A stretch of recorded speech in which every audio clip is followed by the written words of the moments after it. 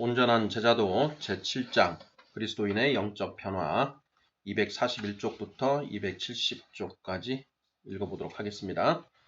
모두 3개의 절로 이루어져 있습니다. 1절 변화의 삼각형, 2절 변화에서 영혼의 연단이 하는 역할, 3절 결론 이렇게 되겠습니다. 서론 부분 읽어보겠습니다. 내가 자랄 때 내게는 보비 로건이라는 친구가 있었다. 보비는 오직 내 마음속에만 자리 잡고 있었던 또 하나의 나였다. 그러나 그는 내 삶을 지배했다.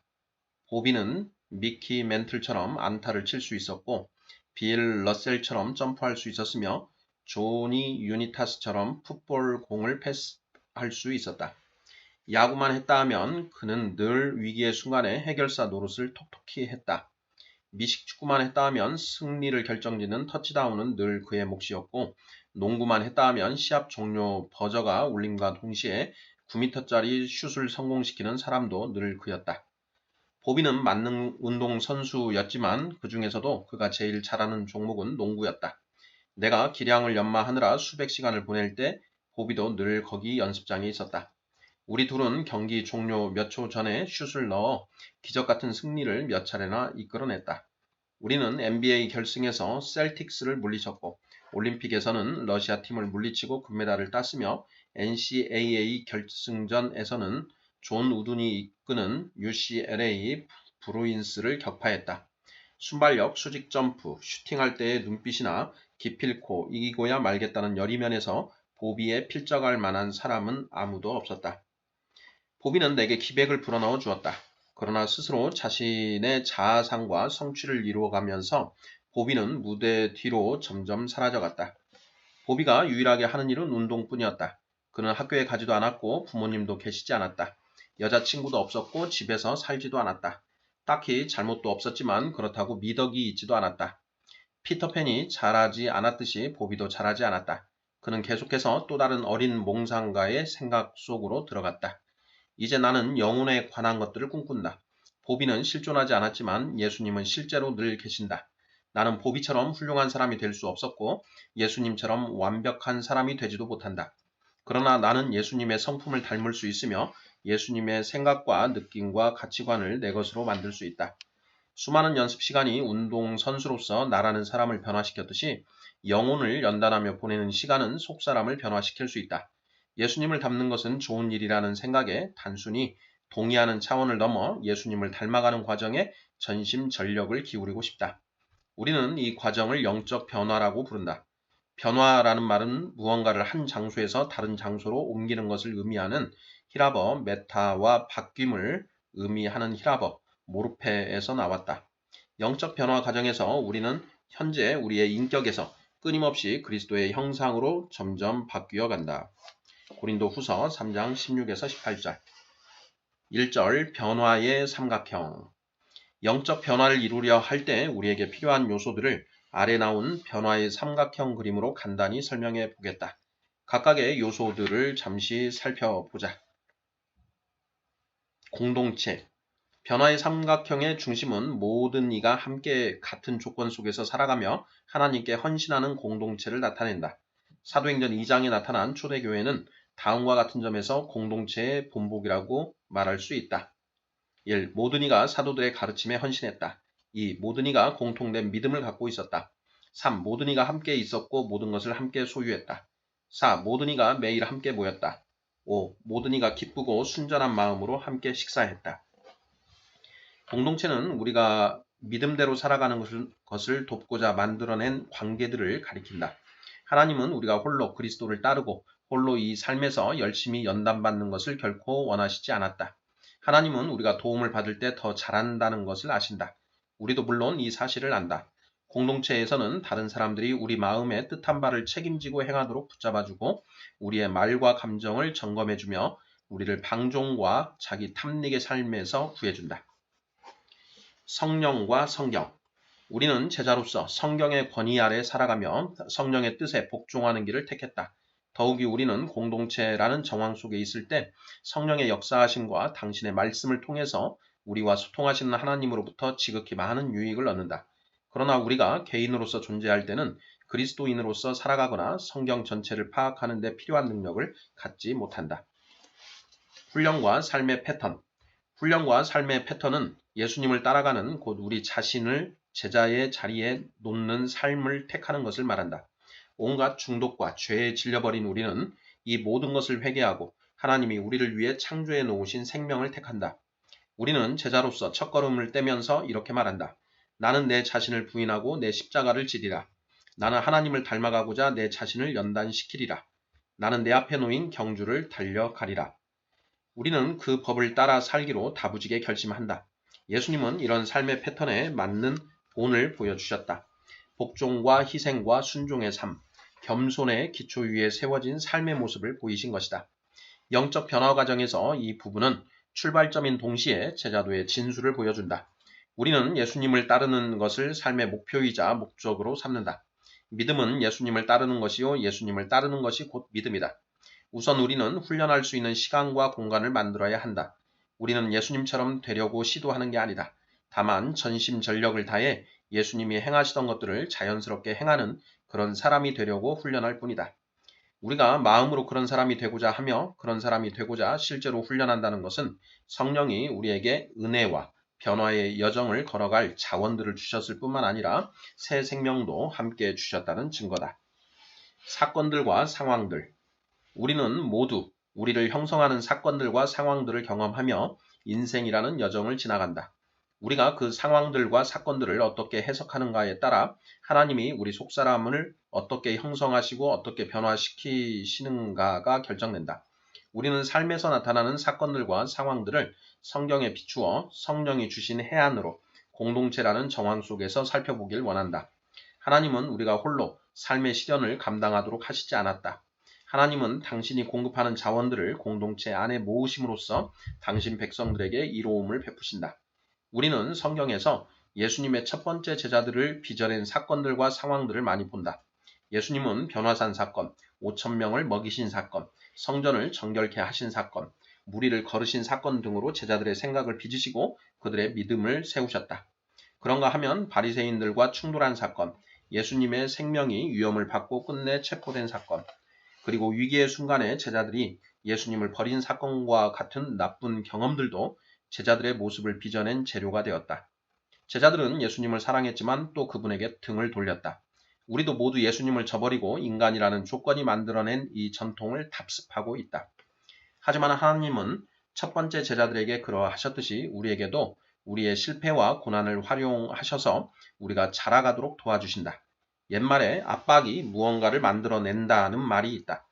삶에 닥친 사건들과 상황들은 우리 안에 있는 것들을 쥐어짜고 우리 영혼을 드러낸다. 그러나 하나님의 손 안에 있으면 이 시련의 시기도 우리 영혼을 다시 창조하는 시간이 될 수 있다. 공동체 바깥에서 우리를 높이 올리거나 파괴하는 경험들을 하게 되면 그 경험들을 곡해하는 경우가 잦다. 이런 곡해는 우리 영혼을 일그러뜨리며 그 결과 우리 안에는 그릇된 자부심이나 씁쓸함이 가득하게 된다. 그러나 우리가 적절한 자리에 있으면 다시 말해 복종하고 순종하는 자세로 예수님을 따르면 그 어떤 경험도 긍정적 변화를 가져올 수 있다. 사명. 사명은 당신이 자신을 내버리고 다른 사람들을 섬길 때 비로소 당신 자리를 발견할 수 있다는 하나님의 신비를 말한다. 앞에서 나는 이것을 가리켜 우리 십자가를 짊어지는 것이라고 했다. 제자들은 자신의 어깨 위에 예수님의 희생과 고난을 상징하는 십자가를 짊어진다. 더욱이 우리 자신의 희생과 고난은 거짓이 없는 진짜일 수도 있다. 어쩌면 우리 자신이 우리 삶을 경영할 권리를 포기하는 것, 우리가 목표를 만들어내고 그 목표를 통제하려는 꿈을 죽이는 것이야말로 가장 큰 희생일지도 모른다. 우리가 사명을 감당하려면 예수님을 따르기보다 예수님을 이끌고 가려는 충동, 우리가 바라는 것들을 우선으로 삼고 하나님이 원하시는 것들은 뒤로 밀쳐놓거나 아예 빼버리려는 충동을 죽여야 한다. 예수님이 제자들에게 당신이 죽으셔야 한다고 말했을 때 베드로는 예수님을 옆으로 데려가 책망했다. 예수님이 한창 인기를 얻고 있는 마당에 만일 예수님이 체포되어 죽임을 당한다면 예수님의 삶은 대체 무슨 의미가 있는 것인지 베드로는 이해할 수 없었다. 하지만 예수님은 제자들이 보는 앞에서 내가 하나님의 일을 생각하지 아니하고 도리어 사람의 일을 생각하는 도다라고 말씀하시며 베드로를 꾸짖으셨다. 그런 다음 예수님은 당신을 따르던 무리를 향해 몸을 돌리시더니 수수께끼 같은 사명을 도전으로 던지셨다. 누구든지 나를 따라오려거든 자기를 부인하고 자기 십자가를 지고 나를 따를 것이니라. 누구든지 자기 목숨을 구원하고자 하면 잃을 것이요 누구든지 나와 복음을 위하여 자기 목숨을 잃으면 구원하리라. 사람이 만일 온 천하를 얻고도 자기 목숨을 잃으면 무엇이 유익하리요? 사람이 무엇을 주고 자기 목숨과 바꾸겠느냐? 마가복음 8장 34절에서 37절. 우리의 생명을 찾는 유일한 길은 그 생명을 내버리는 것이다. 바로 그것 때문에 바울은 우리를 산 제물이라고 불렀다. 로마서 12장 1절. 이 사명이라는 동기가 없으면 우리는 세상으로다가 제자들을 만들기 전에 하염없이 하나님의 부르심만 기다리고 앉아있는 함정에 빠진다. 우리는 이미 부르심을 받았다. 만일 예수님이 몸소 모든 주저하는 제자들을 찾아오셔서 제자들을 만들라고 다시 명령하신다면 우리는 이미 그리하고 있노라고 말해야 할 것이다. 삼각형 전체. 그러면 하나님이 우리를 어떻게 변화시키시는지 요약해보자. 우리는 어떤 삶의 패턴을 따르고 훈련받는 길을 선택한다. 우리는 공동체 안에서 살아가는 길을 선택한다. 우리는 기꺼이 성경의 권위 아래 살아가며 성령의 뜻에 복종한다. 모든 사건들과 상황들을 성경에 비추어 성령이 주시는 해안으로 공동체라는 정황 속에서 해석한다. 그리고 다른 사람들을 섬기는 우리 모습에서 온전함에 이른 삶을 사는 모습을 발견한다. 2절. 변화에서 영혼의 연단이 하는 역할. 영혼의 습관과 영혼의 연단들은 풍성한 역사를 갖고 있다. 여러 저술가들은 자료를 토대로 12개에서 20개에 이르는 연단들을 찾아냈다. 상당히 광범위한 연단 항목들을 담은 이 목록에는 성경 읽기, 묵상, 말씀 암송, 기도, 예배, 전도, 봉사, 청지기로서 섬김, 금식, 침묵, 고독, 일기쓰기, 복종, 그리고 검소가 들어있다. 복음주의 그리스도인들은 대부분 이 연단 항목들 중 7개만 초점을 맞춘다. 성경 읽기, 말씀 암송, 기도, 예배, 전도, 봉사, 그리고 청지기로서 섬김이 그것이다. 이렇게 연단 항목들을 제안하는 것은 제자들이 마음의 습관을 개발하는 데 도움이 되지 않는다. 목사들은 보통 자신들이 섬기는 회중을 독려해서 이런 연단들을 실천하게 하지만 어떤 강의를 개설하거나 소그룹을 편성해서 몇몇 기본 훈련을 시킬 수도 있다. 그러나 실제 이런 연단들의 실천은 결국 자신의 의지로 그 연단을 받는 각 개인의 책임으로 귀결되는 것이 현실이다. 이렇게 제자도와 공동체를 분리시켜버린 책임은 누구에게 있는가? 우리는 대부분 자신을 보호하려고 한다. 우리는 다른 사람들이 우리 삶에 깊숙이 관여하는 것을 제지하려고 장벽을 쌓아 올린다. 우리는 또 속은 바뀌지 않은 채 겉만 바뀌기를 원하고 아무 고통 없이 인격을 함양하고 싶어 한다. 하지만 5장에서 논의한 대로 우리는 복종과 겸손과 우리의 약함을 기꺼이 드러내는 성품을 배우고 체득할 때라야 비로소 영혼의 변화를 기대할 수 있다. 우리는 자신을 하나님께 복종시켜야 하고 다른 사람들과 나누는 사귐 속에서 겸손을 드러내야 하며 다른 사람들이 우리 자신에게 영향을 미치는 것을 기꺼이 수용함으로써 우리의 약점도 기꺼이 드러내야 한다. 왜 영혼의 연단을 행해야 하는가? 우리는 대부분 연단을 좋지 않게 생각한다. 우리 자녀들이 잘못을 저지르면 그들을 연단시킨다. 군인들은 사령관의 명령을 따르지 않으면 그들을 연단시키는 행위를 당한다. 기업체 사장은 어떤 사원이 일정 목표를 달성하지 못할 경우 그를 연단하는 조치로서 해당 기간 내에 성과를 내지 않으면 해고할 수 있는 해고 유예 기간을 설정할 수도 있다. 그러나 영혼에 연단한다는 것은 사전적 긍정적 성질 이상의 의미가 있다. 저술가요 철학 교수인 달라스 윌라드의 말처럼 인간 존재를 죄의 구체적 세력으로부터 구하려면 영혼을 연단해야 한다. 연단과 제자의 관계 역시 중요하다. 존 오트버그 목사는 이렇게 말한다. 연단받은 사람들은 올바른 명분을 위해 올바른 방식으로 올바른 시간에 올바른 일을 할 수 있다. 영혼의 연단은 마음의 습관을 개발시킨다. 영혼을 연단하면 한 제자가 하나님의 부르심에 더 잘 응답할 수 있는 마음의 습관들이 개발된다. 예수님은 눈앞에 닥친 고난을 두고 아버지와 씨름하러 가면서 베드로와 야고보와 요한에게 근처에서 기다리며 기도하라고 당부하셨다. 그러나 제자들은 예수님의 당부를 따르지 못한 채 3번이나 잠이 들고 말았다. 그러자 예수님은 그들에게 폐부를 찌르는 말씀을 던지셨다. 마음에는 원이로되 육신이 약하도다. 마태복음 26장 41절. 이 이야기는 우리가 연단을 받아야 하는 이유를 제시해준다. 예수님은 제자들이 어떤 행위에 참여하면 강력한 영적 자질에 이를 수 있으나 그 행위에 참여하지 않으면 그런 자질에 이를 수 없다고 말씀하셨다. 다시 말해 영혼을 연단하는 것은 우리의 힘을 강조하는 것이 아니라 우리의 약함을 천명하는 것이다. 성령이 첫 제자들에게 임하신 뒤 그들이 이전과 어떻게 달라졌는지 생각해보라. 예수님이 잡히시던 그날 밤 동산에 있었던 제자들은 단 몇 분도 깨어서 기도할 수 없었다. 그러나 이후에 그들은 열흘이나 기도하는 연단을 견뎌낸다. 반드시 성령으로부터 능력을 받아야 한다는 점을 유념하라. 실제로 연단케 하는 영은 늘 성령이시다. 그러나 성령의 능력을 받았다 해도 이는 출발점일 뿐이다. 성령이 충만하면서도 아직 연단받지 못하고 훈련받지 못했으며 쓰임받지 못한 채 무기력하게 사는 제자들이 너무나 많다. 영혼의 연단은 도구다. 훈련받으려는 욕구와 실제로 훈련을 받는 것은 별개다. 마찬가지로 연단 그 자체는 아무런 가치가 없다. 단지 깊이 그 자체만을 위해 영혼을 깊게 만드는 것은 자기 탐닉일 뿐이다. 그런 목표는 죄의 왕인 교만을 낳을 뿐이다. 이 말을 하고 나니 보디빌딩이 떠오른다. 보디빌딩을 하는 사람들은 인상 깊은 신체 단련 프로그램인 운동과 식사 조절 프로그램에 전심 전력을 기울인다. 심지어 보디빌딩 대회에 출전한 어떤 사람들은 무대 위를 누비면서 오일로 번들거리는 조각 같은 몸매를 뽐내기도 한다. 그러나 나는 때때로 보통 몸매를 지닌 사람은 할 수 없지만 이런 몸매를 지닌 사람은 할 수 있는 게 무엇이 있는지 의문이 든다. 아마 거의 없을 것이다.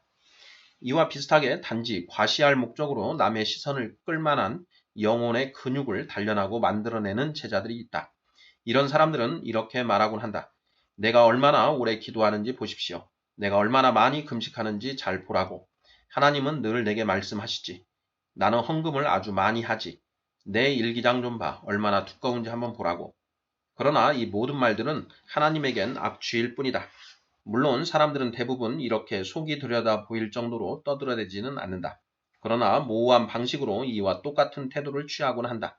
요컨대 나는 아무리 영혼을 단련한다 할지라도 한 가지 합당한 이유가 없으면 그 연습이 결코 미덕이 될 수 없다는 점을 말하고 싶다. 우리는 그 합당한 이유를 대위임령에서 발견한다. 우리가 영혼을 단련하는 한 가지 이유는 그 사명에 우리 자신을 바치려 하기 때문이다. 다시 말해 우리가 예수님을 따르는 것은 기도나 성경 공부나 묵상이 목적이 아니며 이런 것들은 곧 예수님을 따르는 내용도 아니다. 기도나 성경 공부나 묵상은 단지 더 큰 목적인 하나님을 아는 것에 이바지하는 도구일 뿐이다. 이 도구들은 우리가 하나님을 친밀하게 사귈 수 있도록 도와주고 우리가 섬김에 적합한 자들이 되도록 도와준다. 우리는 영혼의 연단들을 운동 전의 준비 체조와 더 비슷하다고 생각할지도 모르겠다. 팔굽혀펴기, 뜀뛰기, 다리 들어올리기, 윗몸 일으키기, 턱걸이와 같은 준비 체조는 우리가 타고난 운동 능력을 더 잘 활용하도록 우리 몸을 가다듬어 준다. 이와 비슷하게 영혼의 연단은 우리가 하나님으로부터 받은 신령한 은사들을 더 잘 활용할 수 있도록 우리의 영적 삶을 가다듬어 준다. 교회 안에는 은사를 받은 사람들이 가득한데 그들은 그 은사로 섬기고 싶어 한다. 그러나 그들의 영혼은 완전한 형태를 갖추지 못했다. 이 때문에 그들은 아직 잘 섬길 준비가 되어 있지 않다. 우리는 연습 그 자체를 위한 영혼의 연습이라는 진부한 이미지를 벗어버려야 한다. 그리고 영혼의 연단을 통해서 최대한의 잠재력을 발휘하여 섬길 수 있도록 우리를 준비시키고 그러한 조건을 마련해 준다는 것을 깨달을 필요가 있다. 영혼의 연단은 간접적으로 효과를 발휘한다. 다시 말하지만 영혼의 연단은 육체의 연단과 아주 흡사하다. 나는 내 삶의 대부분을 육체의 연단으로 보냈다. 사실 나는 그것에 중독되어 있다. 육체의 연단은 내가 잘 살기 위해 꼭 필요한 요소다. 그것은 몸 안에서 일련의 긍정적 사건들을 일으킨다. 심장 박동이 늘어난다. 정맥과 동맥이 확장되면서 혈류량도 늘어난다. 몸 전체에 산소가 흐른다. 심장도 더 튼튼해진다. 근육의 강도가 유지되거나 향상된다.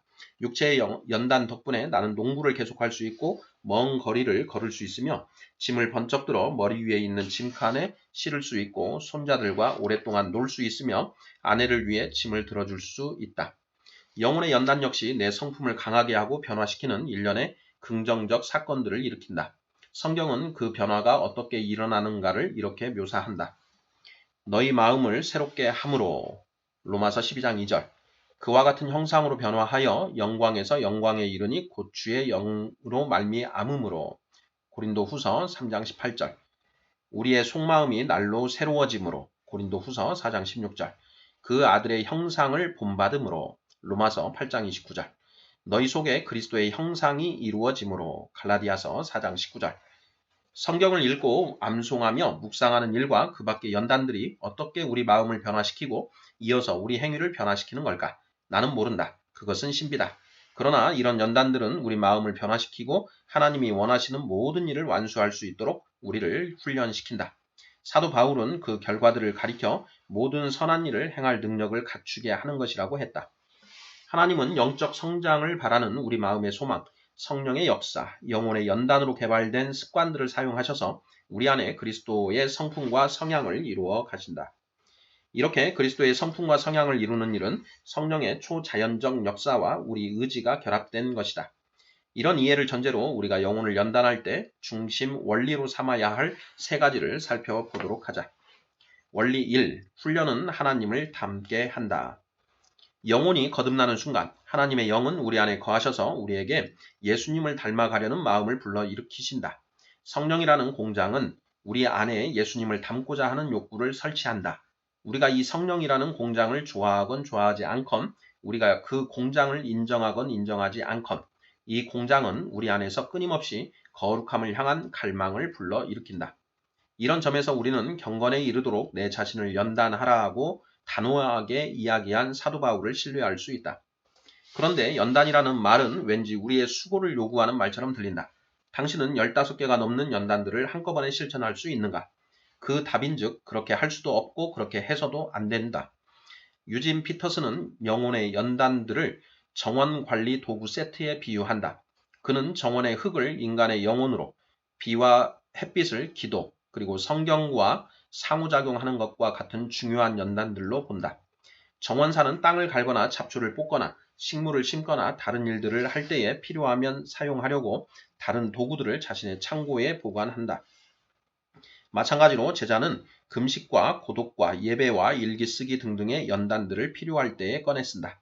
가령 우리는 때로 더 긴 기도, 더 긴 금식이라는 도구들을 써야 할 때가 있다. 얼마 전에 아내는 강도 높은 기도와 고독, 말씀을 듣는 일과 금식으로 꼬박 하루를 보낸 일이 있다. 이것들은 아내의 영혼에 자양분을 집중 공급하는 데 정말 필요한 것들이었다. 이 말은 곧 우리가 실천할 연단의 숫자 때문에 겁먹을 필요는 없다는 뜻이다. 손가락으로 눌러댈 수 있는 TV 채널이 수백 개가 된다 해도 우리가 두려워하지 않는 것과 마찬가지인 것이다.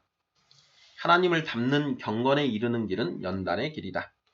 훈련하다 라는 말은 같은 뜻을 지닌 히라버, 그나조에서 나온 말이다.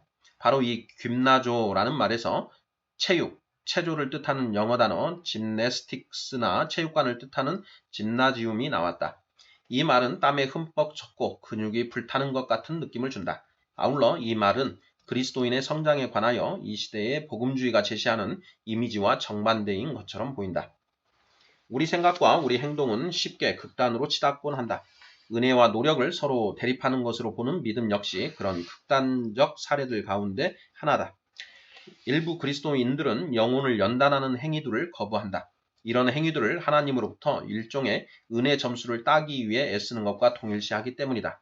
이런 거부 의견 중 일부는 수도원 운동이 영혼의 연단을 그릇된 모양으로 실천하는 데 대한 반발에서 나온 것이다.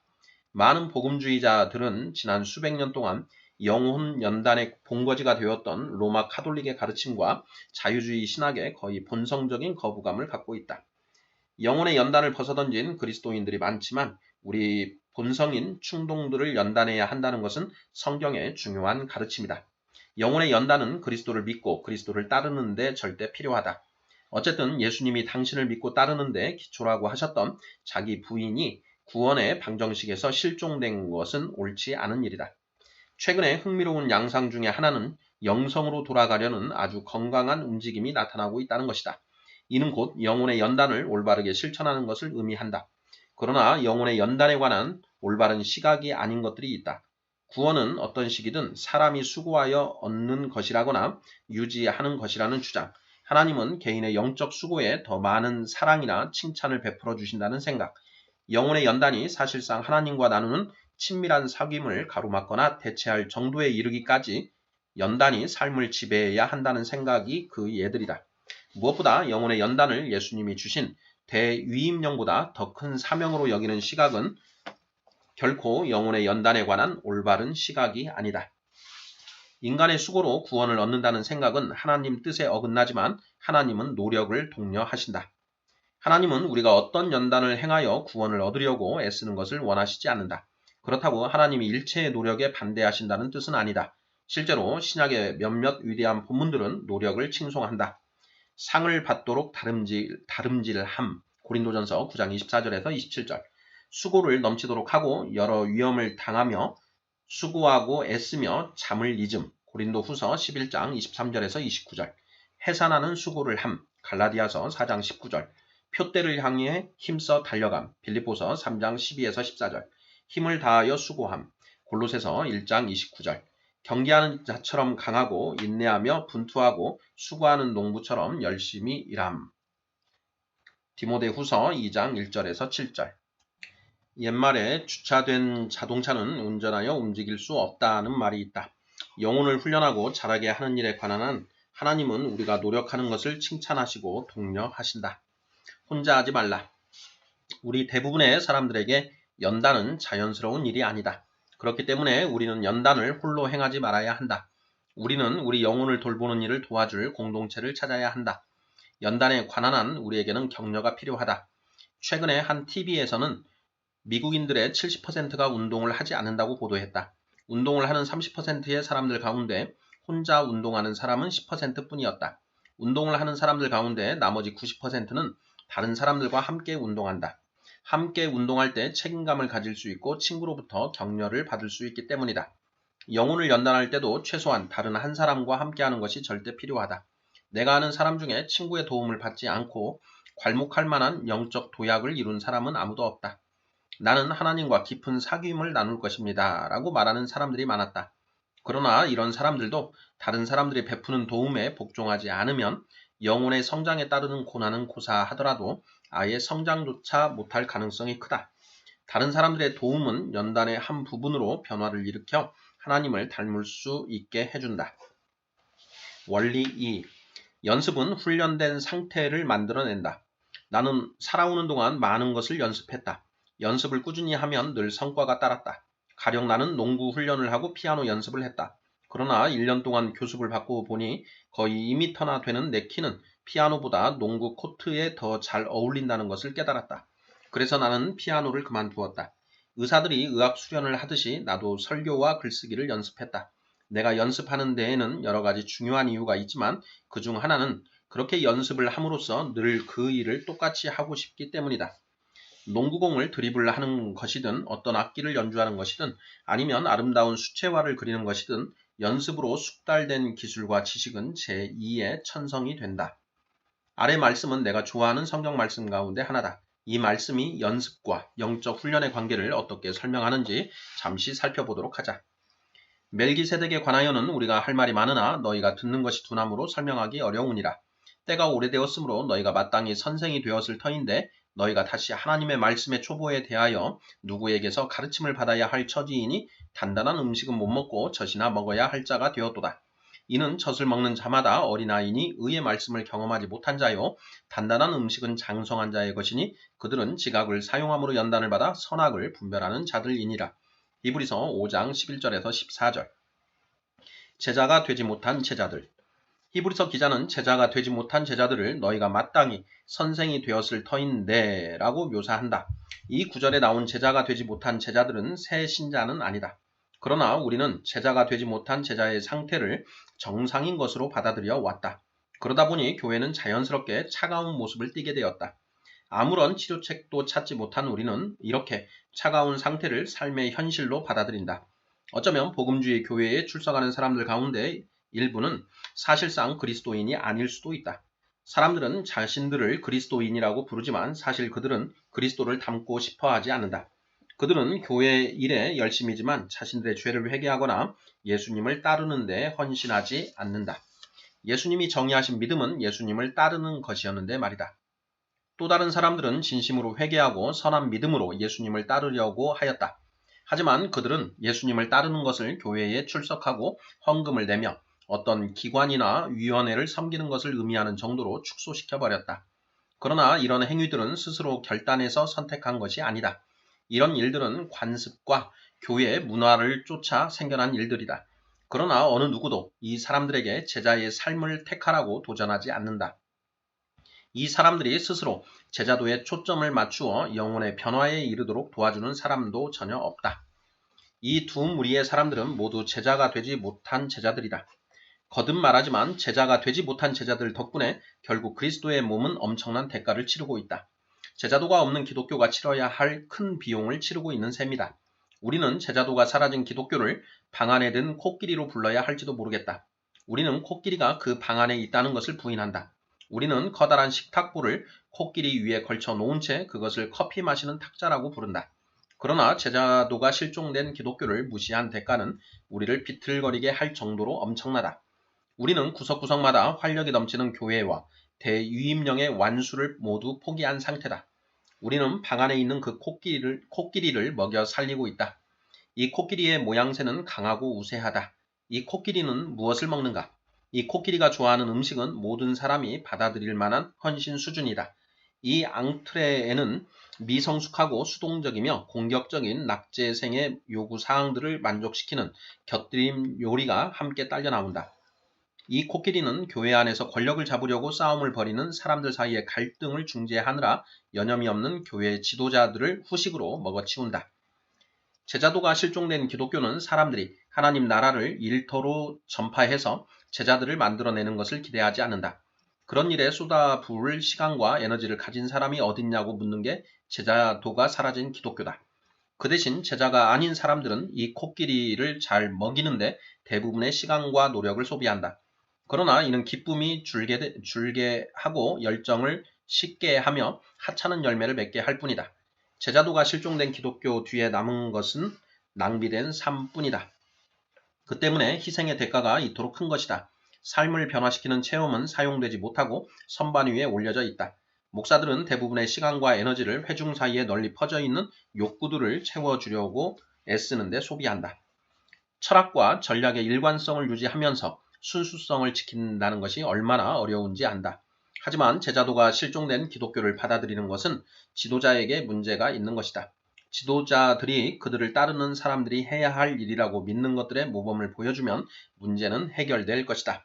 이렇게 되려면 기꺼이 수많은 비판을 감내하면서 제자도가 사라진 기독교라는 코끼리를 굶기고 사람들의 영혼을 먹여 살리려는 의지를 품고서 하나로 똘똘 뭉친 지도자 그룹이 필요하다.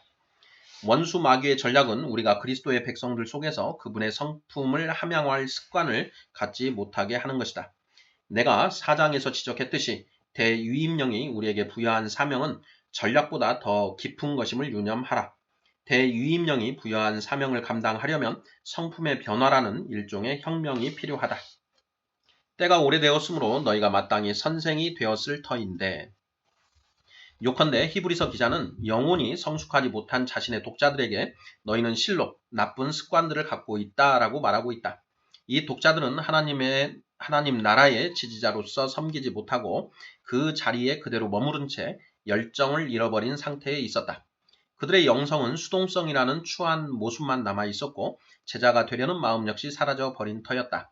제자들을 재생산하는 것은 제자도가 분명하게 요구하는 것임을 유념하라. 어떤 사람들은 우리를 성경이 적절하다고 묘사한 적이 없는 기독교를 신봉하는 이들로 넘겨짚고 불쾌해한다. 사람들은 제자가 또 제자를 길러내는 것이 제자도의 분명한 목표라고 이야기하면 이를 무례하거나 적절치 않다고 생각한다. 하지만 그것이 아주 중요한 일이다. 제자가 또 제자를 길러내는 것이 제자도의 분명한 목표라는 것은 성경에 너무나 자주 등장한다. 그렇기 때문에 나는 그 점을 기탄 없이 이야기하는 것이 성경적이라고 확신한다. 단단한 음식은 장성한 자의 것이니 그들은 지각을 사용함으로 연단을 받아 선악을 분별하는 자들이니라. 끊임없는 사용은 반복 또는 연습을 의미하며 끊임없이 사용하면 성숙에 이르게 된다. 성숙은 연단을 요구한다. 진정한 변화에는 시간이 걸린다. 새롭고 좋은 습관은 오래되고 나쁜 습관을 천천히 대치하기 때문이다. 이 와중에 우리는 내면에서 무시무시한 전투를 치를 수 있다. C.S. 루이스는 스크루 테이프의 편지에서 참고 견디지 못하는 많은 그리스도인들을 이렇게 묘사했다. 낙담할 필요는 없습니다. 수백 명에 이르는 어른 회심자들은 원수의 진영에 잠시 머문 뒤 개심하고 나서 이제는 우리와 함께 있습니다. 우리는 여전히 정신과 신체가 온전치 못한 그 환자의 모든 습관들을 좋아합니다. 만일 우리가 실제로 새 습관들을 체득하지 않으면 우리가 경험하는 그 어떤 변화도 일시적 변화일 뿐이다. 우리 삶이 대부분 이런 식이다. 영감을 불어넣는 그 무엇이 우리를 감동시킨다. 하나님은 우리를 감동시키셔서 마음과 감정의 변화를 일으키신다. 그러나 습관의 진정한 변화보다 영적 감동의 순간을 기초로 삼게 되면 우리는 이전과 똑같은 습관으로 쉽게 퇴보하고 만다. 슬픈 일이지만 이렇게 되면 하나님 나라는 다시 한번 후퇴하고 만다. 연단을 할 때에 숙달된 기술과 지식이 제2의 천성이 된다는 점을 유념하라. 원리 3. 인내는 변화를 현실로 만든다. 우리가 무언가를 오랫동안 연습하면 새로운 습관이 하나 생긴다. 우리는 대부분 이 사실을 알고 있다. 당신은 은사를 받은 많은 사람들이 자신들의 잠재력을 완전히 발휘하지 않고 산다는 것을 인식한 적이 있는가? 이런 사람들은 훈련하려 하지 않는다. 그들은 자신들의 은사가 강한 능력으로 나타날 때까지 오랫동안 경주하려 하지 않는다. 우리가 어렵고 귀찮은 과업을 떠맡아 그 일을 자연스럽고 쉬운 것으로 만들 때 비로소 습관의 힘이 나타난다. 나는 앞에서 10대 때 농구에 열중하며 보냈다고 이야기했다. 나는 어느 정도 타고난 재능이 있었지만 그렇다고 최고의 재능을 가진 사람은 아니었다. 점프 능력에 관해서 나는 복받은 사람이 아니었다. 이것은 곧 나보다 크고 재빠른 선수는 내 슛을 얼마든지 블로킹할 수 있다는 뜻이었다. 그래서 나는 훅슛을 배우기로 결심했다. 그러나 단순히 훅슛을 익히는데 그치지 않고 두 손으로 훅슛을 능숙하게 구사하는 것을 목표로 삼았다. 처음에 나는 오른손으로 훅슛을 연습했다. 몇 주가 지나자 오른손 훅슛의 도사가 되었다. 몇 달 뒤에는 왼손 훅슛도 통달했다. 집들에서는 편안하고 자신있게 훅슛을 구사했지만 실제 테스트는 치열한 경기장에서 이루어졌다. 나보다 더 크고 재빠른 상대편 선수가 나를 가로막자 나는 처음으로 오른쪽 훅슛을 했다. 골인이었다. 그 다음에는 상대방 선수를 속이고 왼손으로 훅슛을 했다. 이번에도 골인이었다. 그러자 나를 방어하던 선수들은 내가 골대로 돌진을 한 뒤 점프하여 슛을 할지 아니면 몸을 뒤로 젖히면서 뛰어올라 슛을 할지 아니면 골밑으로 파고들어 오른손이나 왼손으로 훅슛을 할지 감을 잡지 못했다. 내가 놀란 상대편 선수 위로 뛰어올라 왼손 훅슛을 처음 구사하던 날 몇 주를 연습에 몰두했던 나의 노력은 그만한 값어치를 발휘했다. 나는 어떻게 해야 할지 궁리할 필요가 없었다. 그 일은 그야말로 자연스럽게 이루어졌기 때문이다. 바로 이것이 영혼의 연단이 우리에게 줄 수 있는 유익이다. 가령 우리가 성경을 암송하고 있으면 힘든 영적 싸움을 할 때 말씀 한 구절을 떠올림으로써 죄에 빠지지 않을 수 있다. 말씀을 암송하고 있으면 그 상황에서 일부러 말씀을 생각할 필요가 없다. 그 순간 필요한 말씀이 저절로 떠오르기 때문이다. 이는 곧 연단 덕분에 우리가 하나님을 더 잘 섬길 수 있다는 것을 의미한다. 포기하지 말라. 우리는 흔들림 없이 계속해서 영혼을 연단시킬 때에 비로소 바뀔 수 있다. 사도 바울은 이렇게 썼다.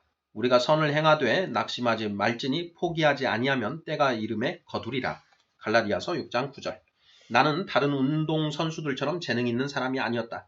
그러나 내가 진보를 이룬 것은 남보다 더 오래 더 열심히 연습했기 때문이다. 나는 14살 때부터 21살이 될 때까지 매일 농구를 했다. 어머니 때문에 나는 아예 크리스마스도 제쳐놓았다. 집 마당이든 복도든 학교 운동장이든 체육관이든 나는 어디에서나 농구를 했다. 겨울에는 건초 저장소에 농구장을 만들고 거기서 농구를 했다. 내 목표는 단순했다. 그럴 수밖에 없었다. 어머니 주급이 39달러에 불과했던 터라 대학에서 농구 특기생 장학금을 받지 못한다면 나는 입대해야 하는 처지였기 때문이다. 나는 신문 배달을 못하게 되면서 사실상 농구에 모든 것을 걸었다. 우리 집에 찾아온 신문 보급소 지배인은 미납된 신문 대금 계산서와 고객들의 불만 사항들을 내게 들이댔다. 그의 말은 모두 사실이었다. 나는 내가 거둔 신문 대금을 써버리곤 했고 고객들도 놓쳐버리기 일쑤였다. 이 우악스럽고 나이 많은 지배인은 내게 따끔한 소리를 퍼부었다. 너 대체 뭘 해 먹고 살려고 그러니? 그렇게 살려면 아예 인생 집어치워라. 나는 그의 눈을 똑바로 보면서 이렇게 말했다. 아저씨 걱정이나 하세요. 나는 농구 장학금을 받고 대학에 갈 테니까. 그는 얼굴을 찌푸리더니 손을 치켜들고 이렇게 말했다. 농구 장학금? 웃기는 소리하고 자빠졌네. 그런 다음 그는 우리 집을 나갔다. 그때 내 나이가 14살이었다. 그 순간 나는 농구 연습에 내 모든 것을 바쳤다. 4년 뒤 나는 대학 캠퍼스에 발을 내딛었고 등록금은 이미 해결되어 있었다. 나는 줄곧 내 목표에 집중했다. 그 목표는 뚜렷하고 구체적이기 때문이다. 하지만 영혼과 관련된 목표들은 뜬구름 같아서 잡기도 힘들 뿐더러 우리가 계속 붙잡아 두기는 더 힘들다. 권태를 막는 해독제는 비전을 항상 마음에 품고 흔들림 없이 연단을 계속 행하면서 그 연단들이 언젠가는 그 값을 할 것이라고 깊이 믿는 것이다. 당신이 연단의 삶을 이어가다 보면 기도가 고역처럼 느껴지고 침묵은 기약 없는 낮잠처럼 이어지며 하나님의 음성에 귀를 기울이다가 결국 마음만 어지럽게 되는 날도 있을 것이다. 그러나 바울은 우리가 포기하지 않으면 큰 열매를 거둘 날이 있을 것이라고 말한다. 영적 권태기가 오면 당신의 노력이 결실을 맺을 날이 있을 것이라는 믿음에 소망을 두도록 하라. 훈련은 그저 애쓰는 게 아니다. 영혼의 변화에 관한 한 우리는 훈련이 중요하다는 것을 확실하게 알 수 있다. 바울은 경건에 이르도록 우리 자신을 연단하라고 말했다. 디모데전서 4장 7절. 히브리서 기자는 끊임없이 지각을 사용하고 연단을 받으면 훈련된 상태에 이르게 된다고 강조했다. 히브리서 5장 14절. 바울은 성경이 의로 교육하는데 가장 중요한 수단이 되며 이 교육으로 우리가 모든 선한 일을 행할 능력을 갖추게 된다고 기록해 놓았다. 디모데후서 3장 16, 17절.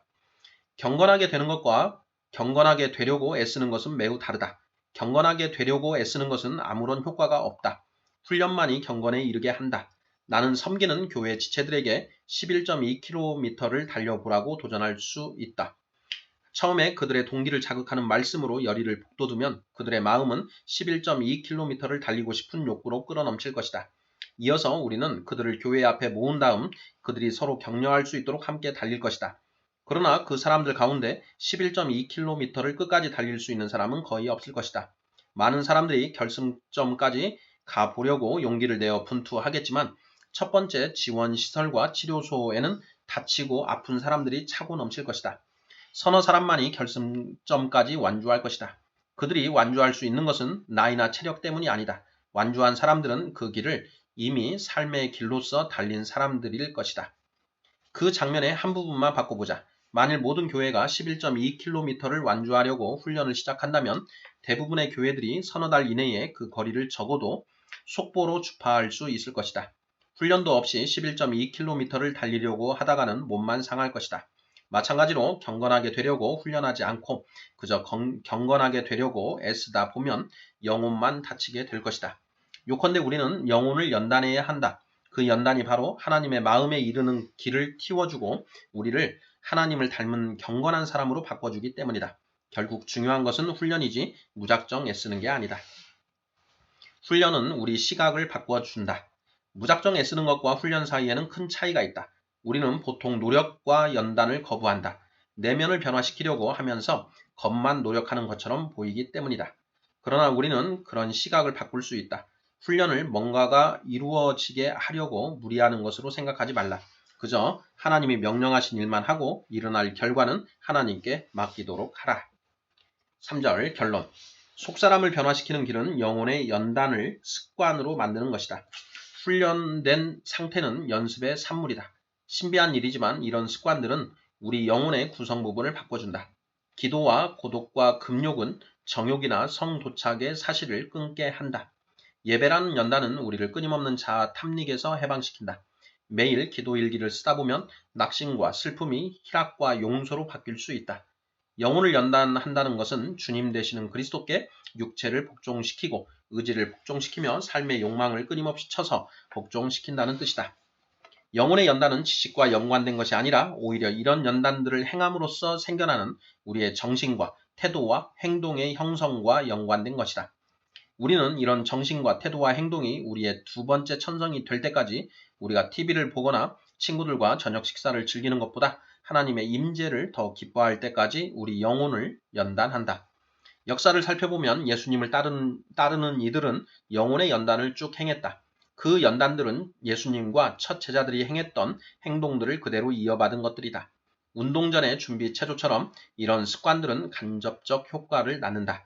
이런 행동들을 하는 것은 우리 능력에 속하지만 하나님은 그 행동들로 뭔가 신비한 일을 행하신다.